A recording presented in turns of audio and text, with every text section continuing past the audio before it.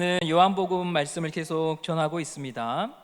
7장에 초막절을 맞이해서 예수님께서 예루살렘으로 올라가셨습니다. 예수님은 그곳에 올라가시면 자기에게 무슨 일이 생길지를 알고 계셨습니다. 수군수군하고 시기하고 또한 심지어 죽이기 위해 모의하는 그들이 예수님을 대적할 것을 아셨죠. 그럼에도 불구하고 예루살렘을 가셨던 예수님의 그 모습을 한번 생각해 봅니다. 예수님이 올라가셨던 이유는 하나님의 뜻인 것과 두 번째로는 그런 무리들 속에 하나님의 택함을 받은 사람이 있다는 것, 말씀을 믿고 구원받을 사람이 있다는 것을 예수님이 아셨기 때문입니다. 그러므로 성도 여러분, 우리가 주를 위한 사랑과 순전한 마음이 동기가 되어서 무언가를 섬기고 행할 때 어려운 일을 만나더라도 낙심하지 말 것은 그 일을 통해 하나님이 이루실 구원과 선한 일이 있기 때문입니다. 물론 사람들의 미움과 뾰족한 말은 우리 마음을 참 상하게 합니다. 눈을 감아도 생각이 나고 잠자리에 잠을 들려고 해도 떠오르고 떠올라서 쉽게 마음에 지워지지 않는 것이 사람의 미움이고 또한 적개심입니다. 그런 날 우리가 성령 안에서 예수님을 묵상합시다. 누구보다 정결한 심성을 가지신 예수님께서는 사람의 표정과 태도와 마음을 보면서 얼마나 마음 아프셨을까요? 지금 내 앞에서 웃고 있는 저 사람의 속마음을 훤히 꿰뚫어 보신 예수님은 그 마음 안에 미움과 증오와 분노가 있음을 보셨으니 얼마나 마음이 아프셨겠습니까? 그럼에도 예수님이 다시 예루살렘으로 올라가신 것은 미움과 다툼의 현장 속에 하나님의 역사가 있고 하나님의 사람이 있고 하나님께서 구원하기로 예비한 영혼이 있었기 때문입니다. 진흙탕 같은 이 현실 속에, 그 현실 속에서도 사망에서 생명으로 나아오는 구원의 역사가 있음을 믿고 주님은 다시 가셨던 것입니다. 성도 여러분, 주님을 사랑한 마음이 동기가 되어 여러분이 흘린 눈물과 땀방울은 결코 헛되지 않을 것입니다. 하나님께서 보시고 기억하시며 그것을 미랄로 삼아 열매를 맺게 하실 것입니다. 그러므로 사명의 자리에 물러서지 마시고 예수님처럼 다시 올라가시는 성도님들 되시기를 바랍니다. 오늘 본문을 보시면 이런 표현이 있습니다. 7장 53절, 8장 1절을 보겠습니다. 함께 읽어보겠습니다. 시작. 다 각각 집으로 돌아가고 예수는 감람산으로 가시니라. 다 각각 집으로 돌아갔다. 여러분, 이 구절에서요, 홀로 남으신 예수님을 보게 됩니다. 예수님의 가르침을 듣고 아멘, 아멘 하며 즐거워하던 무리들, 또 반대로 수군수군하며 예수님을 미워하던 무리들도요, 결국 시간이 되니까 각각 자기 집으로 다 돌아가는 거예요. 이 구절은 마치 우리 인생의 축소판을 보여주는 것 같아요. 나를 향한 사람들의 미움도, 또 나를 향한 사람들의 인종도 영원하지 않다는 것이죠. 결국엔 다 끝이 있다는 겁니다.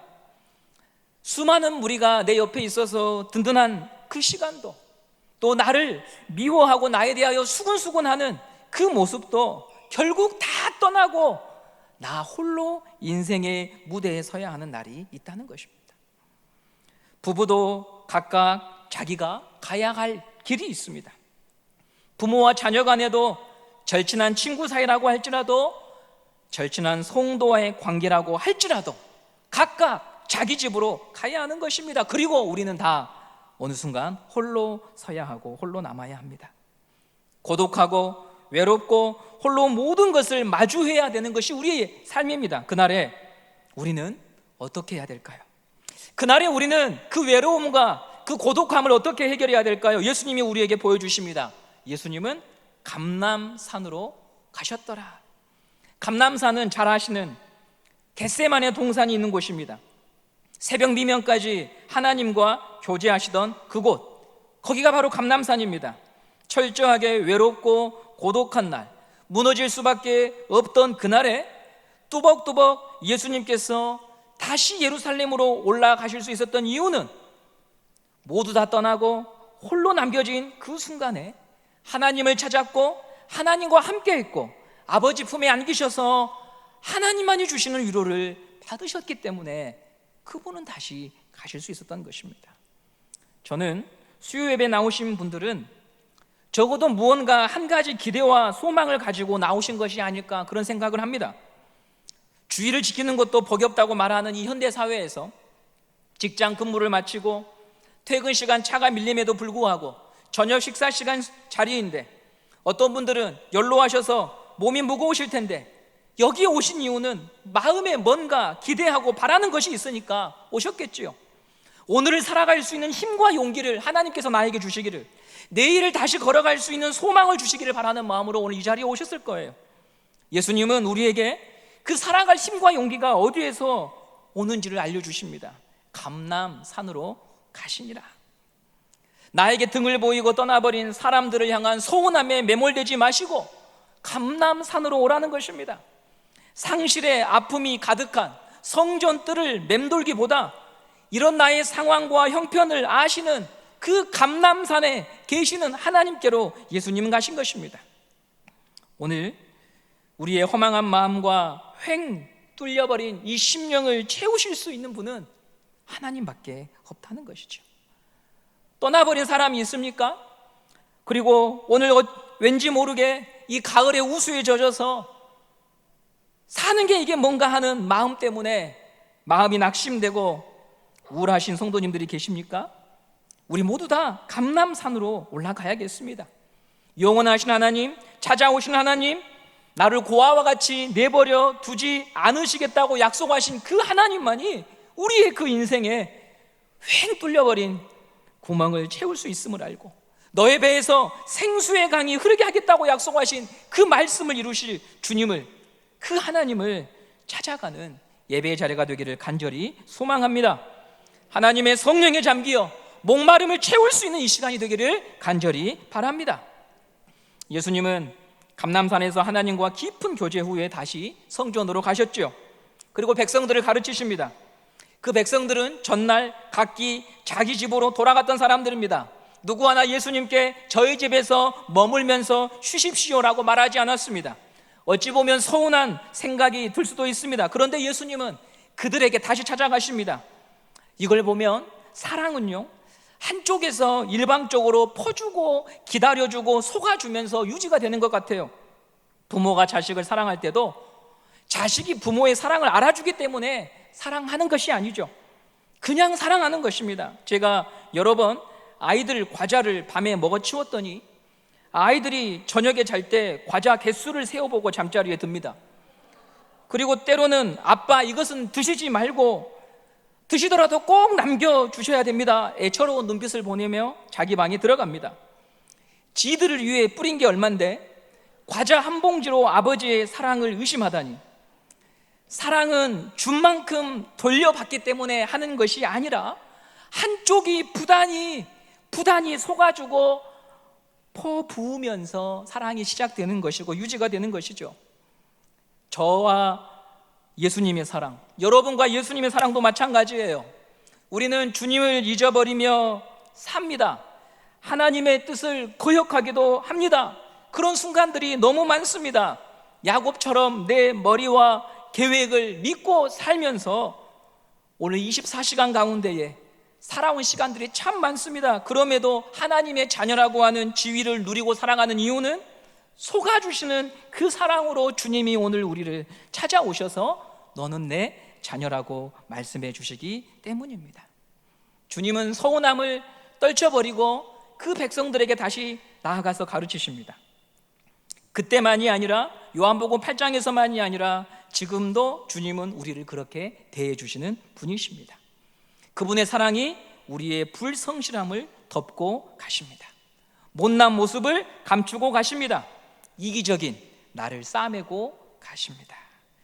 2절 말씀을 함께 보도록 하겠습니다. 2절입니다. 시작. 아침에 다시 성전으로 들어오시니 백성이 다 나오는지라 앉으사 그들을 가르치시더니 예수님께서 앉아서 가르치신다라고 성경은 기록합니다.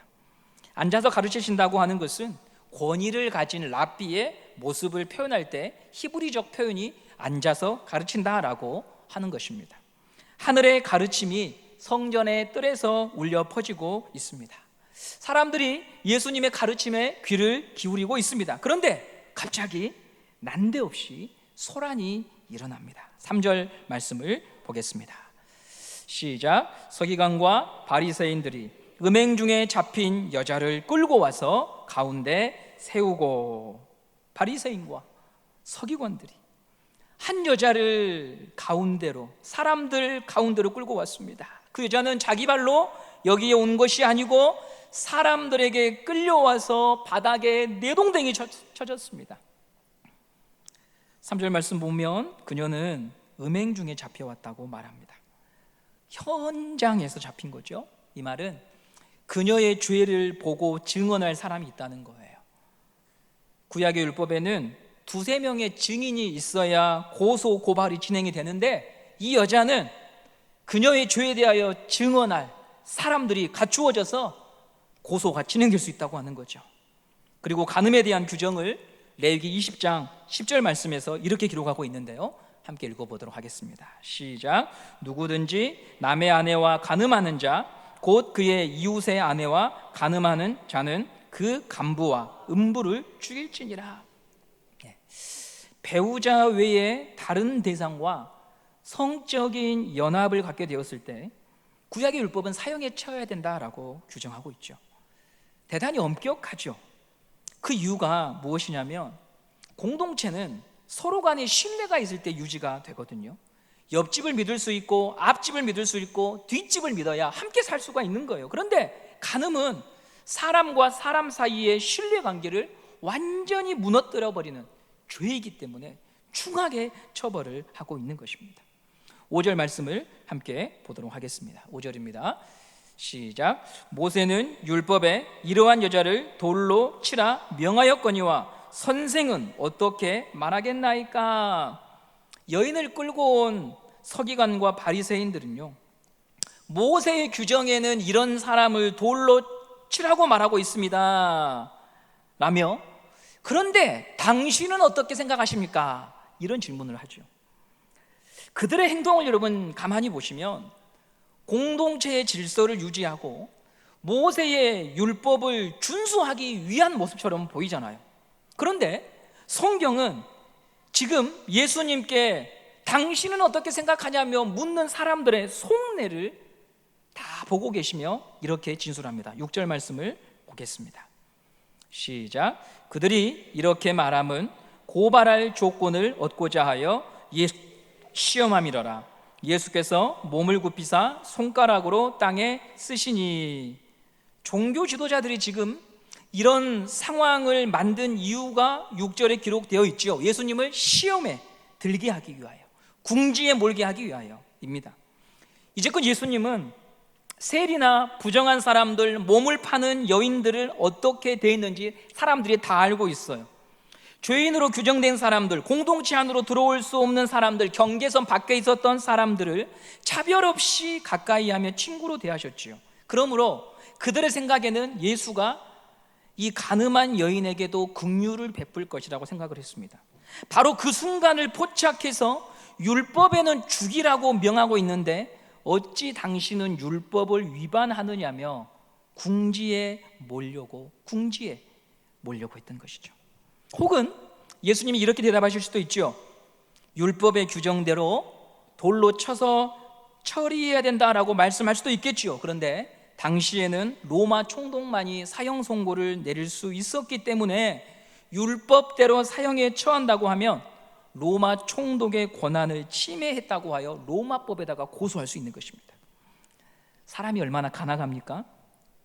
겉으로는 하나님의 율법을 이스라엘 공동체를 위하는 것처럼 보이지만 사실 그들의 속내는 뭡니까? 질투와 적개심을 가지고 예수를 제거하는 것이었습니다. 이런 음모를 속속들이 알지 못했던 군중은 자기들 눈앞에 있는 가늠한 여인을 보고 흥분하여 돌로 치려고 다 둘러싸고 있습니다. 저는 이 모습에서 지금 저와 여러분이 처해 있는 대한민국의 현재 모습을 한번 비교해 보았습니다. 최근에 대전의 한 교사의 억울한 죽음으로 인해서 비통함과 또한 국민적 분노가 일어나고 있죠. 결코 일어나지 말아야 될 일들이 연이어 한국 사회에서 일어나고 있는 것, 국민의 한 사람으로서 참 가슴 아프게 생각을 합니다. 그런데 그 교사의 죽음이 억울하다고 하여서 가해자로 지목된 학부모의 자녀들의 신상을 공개하고 그들의 사업장을 찾아가서 계란을 던지고 욕설과 저주의 메모를 남기며 사적인 복수를 자행하는 것은 결코 옳은 일이 아닙니다. 그것으로는 이 세상을 바꿀 수가 없습니다. 여러분, 혹시 남의 죄에 대하여 극도로 민감함을 갖고 있는 사람들, 다른 사람들의 잘못에 대하여 엄청나게 분개하며 집요하게 파고드는 사람들의 심리는 무엇일까? 그것에 관해서 오래전에 연구한 학자가 한 명 있습니다. 칼 구스타프 융이라고 하는 학자가 이런 말을 했습니다. 타인에게 가혹한 사람일수록 그림자가 짙다, 이런 말을 썼거든요. 이게 무슨 말인가 하면 비난하고 있는 대상에게서 자기 모습을 보기 때문에 더욱 집요하게 공격한다는 거예요. 그럼 예를 들어서요, 자녀들 키우면서 속 터질 때 있잖아요. 저희 집 둘째가 밖으로 외출하는 것을 진짜 싫어하거든요. 무조건 집에 있으려고 합니다. 어디 나가면 가는 중에 나는 집이 좋은데, 난 집에 가고 싶은데 이럽니다. 반대로 첫째는 중고등부 수련회도 따라가려고 하고 대청구 체육대도 따라가려고 합니다. 나는 왜 가면 안 되냐고, 나는 언제 갈 수 있냐고 항상 이럽니다. 그래서 제가 몰래 다녀오려고 하죠. 첫째와 다른 둘째는 늘 집에 있으려고 하는 이 모습을 저희 아내가 보면서 속 터져 합니다. 누굴 닮았을꼬? 왜 저럴꼬? 우리는 다 압니다. 누구 닮았는지. 자기의 모습을 보는 거예요. 자기의 모습을 보는 거예요. 저는 어릴 때부터 나가서 자는 거 좋아했거든요. 가늠한 여인을 앞에 두고 돌을 드는 사람들의 그 모습 속에서 여러분, 우리 자신을 한번 돌아봐야 되는 거예요. 그들이 의로워서 지금 돌을 드는 게 아니라는 거죠. 누군가의 죄를 들추어내고 집요하게 파고들고 정죄하는 심리 속에는 나의 모습이 드러나고 있기 때문에 일어난 분노일 수 있다는 거예요. 물론 정신분석학자이고 심리학자인 융의 연구가 성경 말씀과 같은 진리라고는 할 수 없어요. 그러나 누군가의 잘못에 대하여 나는 왜 이토록 민감한가에 대해 한 번쯤 돌아보게 하는 그의 주장이라는 것이죠.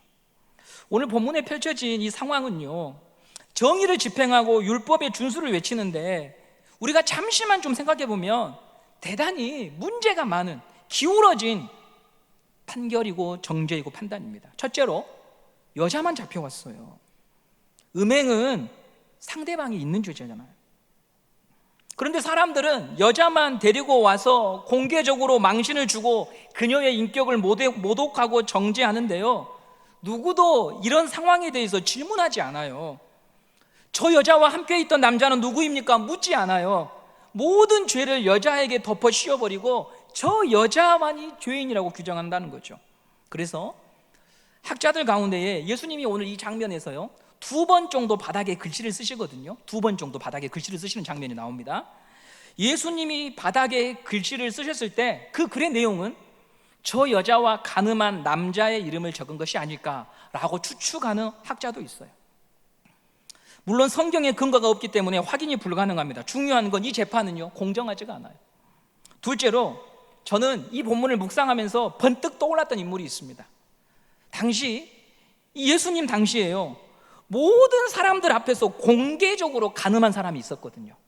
공개적으로 간음한 사람, 바로 헤롯 안티파스입니다. 그는 세례 요한을 사형시켰던 분봉왕이죠. 동생의 아내를 취했습니다. 공개적으로 말이죠. 안티파스의 이런 방자한 행동을 이스라엘 모든 사람이 다 알았어요. 그런데 이 죄에 대하여 꾸짖고 책망했던, 비분 강개했던 사람은요, 세례 요한밖에 없었습니다. 우리 누가복음 3장 19절 20절 말씀을 함께 보도록 하겠습니다. 시작. 분봉왕 헤롯은 그의 동생의 아내 헤로디아의 일과 또 자기가 행한 모든 악한 일로 말미암아 요한에게 책망을 받고 그 위에 한 가지 악을 더하여 요한을 옥에 가두니라. 요한은 가늠한 왕 안티파스를 정면으로 책망했어요. 그래서 옥에 갇힙니다. 다른 모든 사람들이 침묵할 때 요한은 목소리를 높여서 당신은 부도덕한 죄를 지었다고 꾸짖었어요. 지금 돌을 들고 씩씩대는 군중들, 여인을 잡아 끌고 온 바리새인과 서기관들은 다 침묵했어요. 그런데 이제는 모세의 율법을 운운하며 돌을 들고 있으니 얼마나 비겁한 사람들입니까? 선택적인 정의는 정의가 아니죠. 우리가 행하는 정의는요, 이런 모습일 때가 참 많은 거예요. 나에 대해서는 관대하고 자기 사람에 대해서는 어떻게든 관대하고 합리화시키려고 하는 게 우리 모습 아니겠습니까? 이런 상황에서 예수님이 어떻게 이 상황들을 이끌어 가시는지 우리가 봐야겠습니다. 6절 말씀을 함께 보도록 하겠습니다. 6절입니다. 시작. 그들이 이렇게 말함은 고발할 조건을 얻고자 하여 예수를 시험함이라라. 예수께서 몸을 굽히사 손가락을 땅에 쓰시니, 예수님이 땅에 글을 쓰셨어요. 예수님이 쓰신 글의 내용이 무엇인가? 좀 전에 한 가지 제가 말씀드렸죠. 가늠한 여자와 함께 있던 남자의 이름을 쓰신 것인가? 라고 주장한 학자가 있었고요. 어떤 학자는 십계명을 적으신 것이다 라고 말을 해요. 십계명. 구약 성경 출애굽기를 보시면 모세가 십계명을 받아오잖아요. 돌판에 십계명이 적혀 있습니다. 그리고 돌판에 쓰여진 글씨는 뭐라고 되어 있냐면 하나님이 친히 쓰신 글씨라고 나와 있어요. 하나님이 친히. 우리 출애굽기 31장 18절 말씀을 함께 보도록 하겠습니다. 시작. 여호와께서 시내산 위에서 모세에게 이르시기를 마치신 때에 증거판 둘을 모세에게 주시니 이는 돌판이요 하나님이 친히 쓰신 것이라. 하나님이 계명을 써서 구약에 주셨듯이 신약에서도 오늘 예수님이 친히 십계명을 자기 손으로 쓰신 것이 아닐까 주장하는 거예요. 그리고 십계명도요 2번 쓰잖아요. 하나 깨져버리잖아요. 모세가 던져버리죠. 다시 받아오잖아요. 오늘 이 성경 본문도 보면 예수님이 땅에 글을 2번 쓰십니다. 이런 걸 연관시켜가지고 예수님이 십계명을 쓰신 게 아닐까 주장한다는 거죠. 그런데 성경에 쓰여있지 않으니까 답을 알 수가 없어요. 저는 이런 본문을 볼 때마다 이런 생각을 합니다. 뭐라고 쓰셨는지 알 수 없는 본문을 붙잡고 씨름하기보다는 정확하게 말씀해 주신 구절이라도 잘 묵상하자. 그게 제 모토예요. 학자들의 의견을 제가 읽어보지만 뭐라고 쓰여있는지 알지 못하는 구절을 이게 맞다고 막 이렇게 싸우는 것보다는 성경에 명확하게 나에게 가르쳐 주신 말씀이라도 잘 믿고 잘 배우고 잘 순종하자. 그게 내 영혼의 유익이 되지 않을까, 저는 그렇게 정리를 합니다. 7절 8절 말씀을 함께 보도록 하겠습니다. 7절 8절입니다. 시작.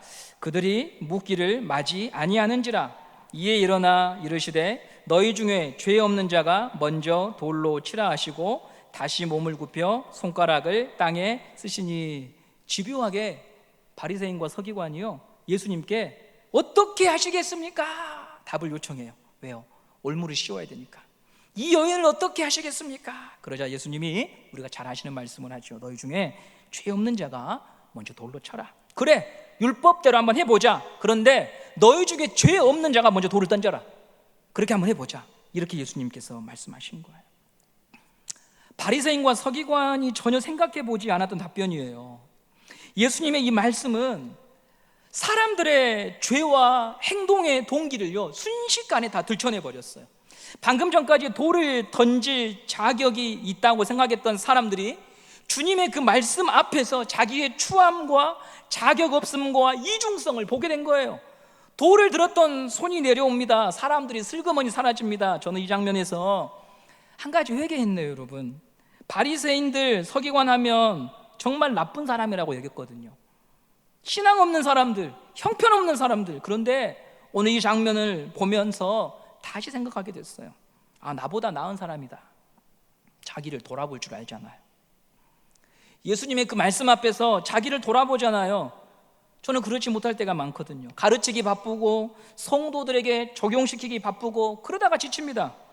은혜로운 말씀을 하나 들으면, 은혜로운 어떤 경험들을 하면 도리어 그것이요 누군가를 향해 던질 돌이 되어가지고 그것을 주머니에 넣어놓는 거예요. 이 말씀 필요한 누구, 이 말씀에 꼭 맞는 누구, 그렇게 돌을 만들어 놓는 거예요. 여러분은 어떠십니까? 은혜로운 설교를 들었을 때, 이웃 교회 이야기를 들었을 때 저처럼 손에 그것이 돌이 되어서 여러분의 주머니에 하나하나 쌓여가고 계시는 것은 아닙니까? 죄 없는 자가 돌로 치라는 예수님의 준언한 말씀 앞에 사람들은 두려움과 부끄러움을 느꼈고 그 자리를 떠나기 시작합니다. 9절 말씀을 함께 보도록 하겠습니다. 9절입니다.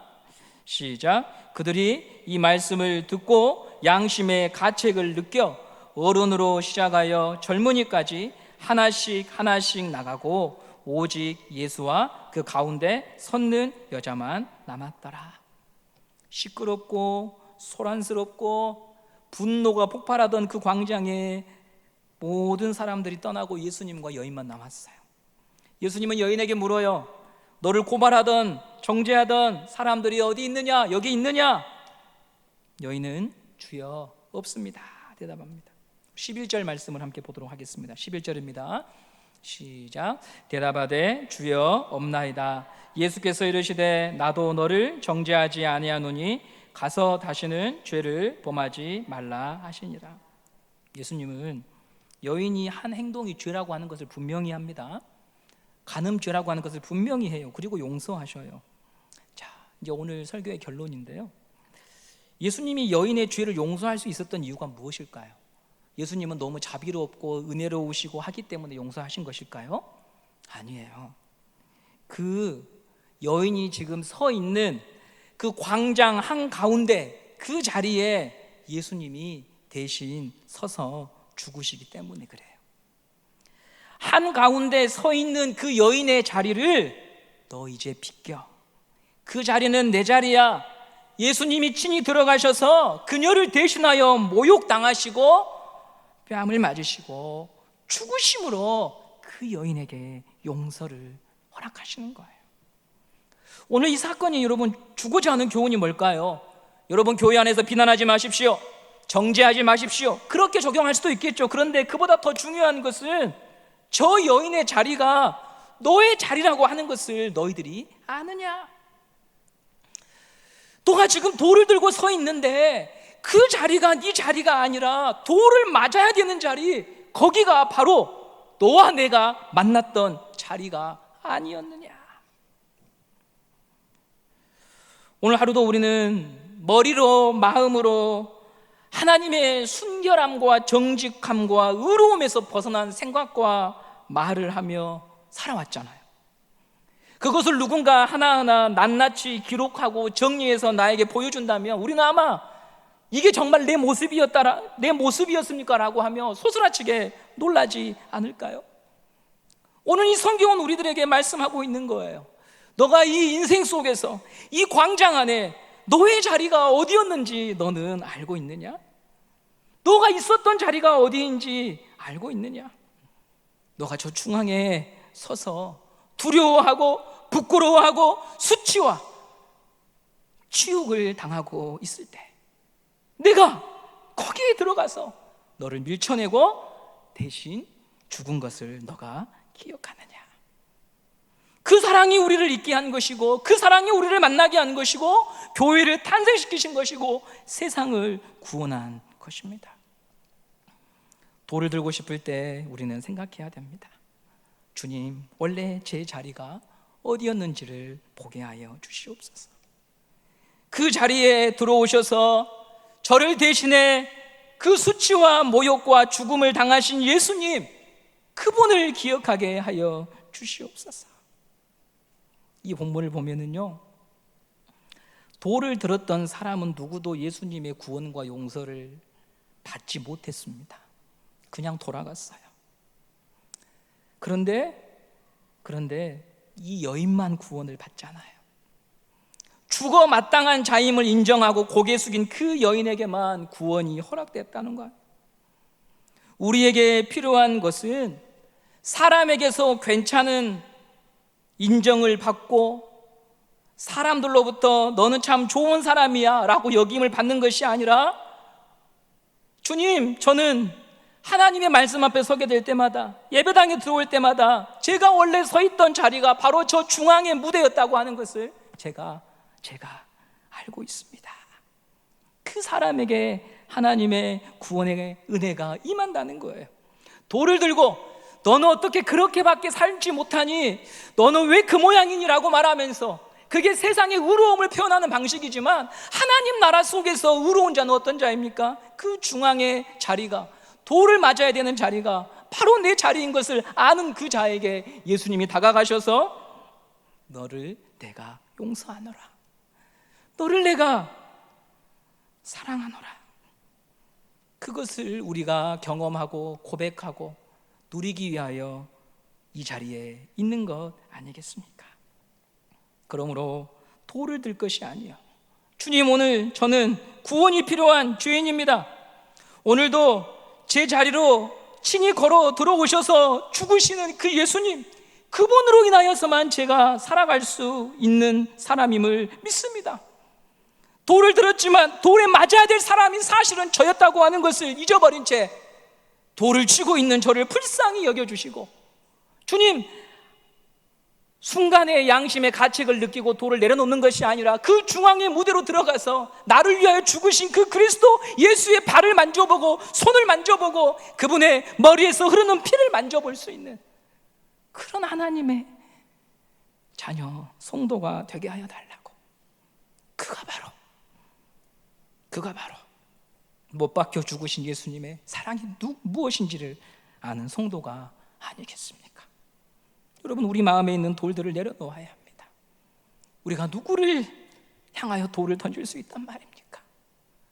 우리는 저 중에서 완전히 발가벗겨진 채 수치와 모욕을 당해야 했던 죄인이라고 하는 사실을 기억하고 하나님 앞에 긍휼과 자비를 구하여 나아가는, 그리하여 나도 너를 정죄하지 아니하노니 다시는 죄를 범하지 말라며 용서하시는 하나님의 자비와 긍휼을 맛보고 돌아가는 성도님들 되시기를 간절히 소망합니다.